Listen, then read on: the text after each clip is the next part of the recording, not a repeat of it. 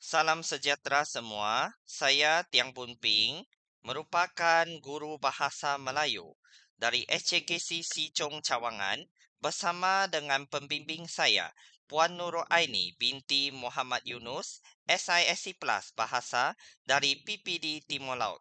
Tajuk kajian tindakan kami ialah keberkesanan AI MIMB dalam memupuk minat membaca dalam kalangan murid tahun 5.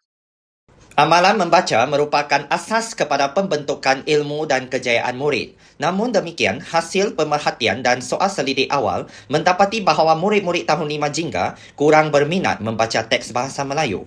Mereka mudah hilang fokus, kurang terlibat secara aktif dan hanya membaca apabila diarahkan oleh guru. Selain itu, mereka juga menunjukkan tahap komunikasi dan pemahaman cerita yang rendah semasa aktiviti membaca dijalankan. Keadaan ini mendorong saya untuk mencari satu pendekatan yang lebih menarik, interaktif dan sesuai dengan keperluan pembelajaran murid abad ke-21. Justru, saya telah membangunkan AIMIMB yang berasaskan kecerdasan buatan yang menggabungkan lagu AI, buku cerita digital interaktif dan kamus komik digital bagi meningkatkan minat membaca murid dalam bahasa Melayu. Objektif kajian ini ialah menilai sejauh manakah AIMIMB dapat meningkatkan tahap penguasaan kemahiran membaca subjek bahasa Melayu dalam kalangan murid tahun 5 HKC, memupuk minat dan budaya membaca teks bahasa Melayu dalam kalangan murid tahun 5 HKC secara terbeza dan meningkatkan kefahaman murid sewaktu kemahiran membaca dijalankan di dalam kelas.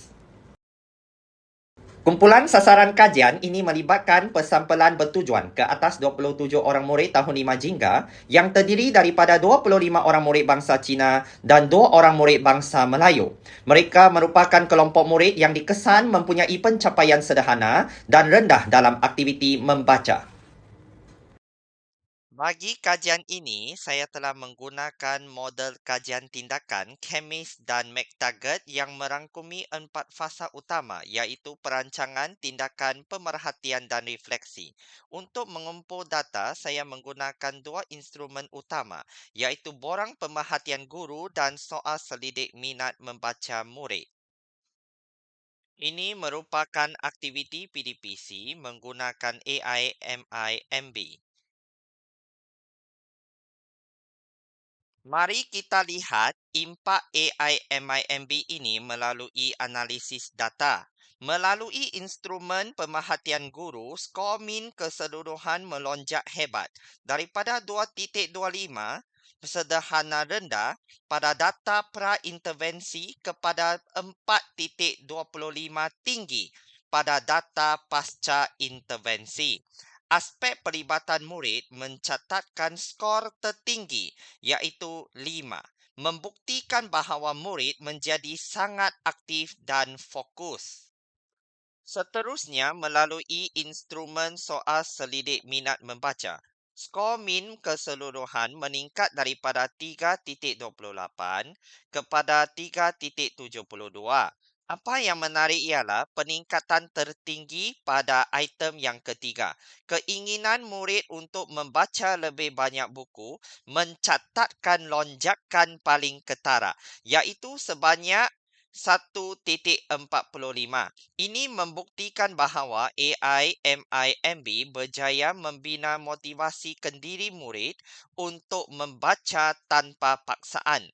Pemikiran kreatif bagi item yang ketujuh berjaya mencapai tahap tinggi iaitu skor 4 selepas intervensi. Ini menunjukkan elemen interaktif merangsang minda kreatif murid tahun 5.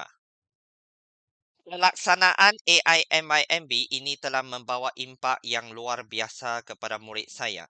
Dari segi emosi dan tingkah laku, suasana kelas hambar bertukar menjadi ceria. Murid tidak lagi membaca secara pasif, mereka menjadi lebih berani untuk berkomunikasi, yakin berkongsi idea dan mampu memahami isi cerita dengan lebih mendalam.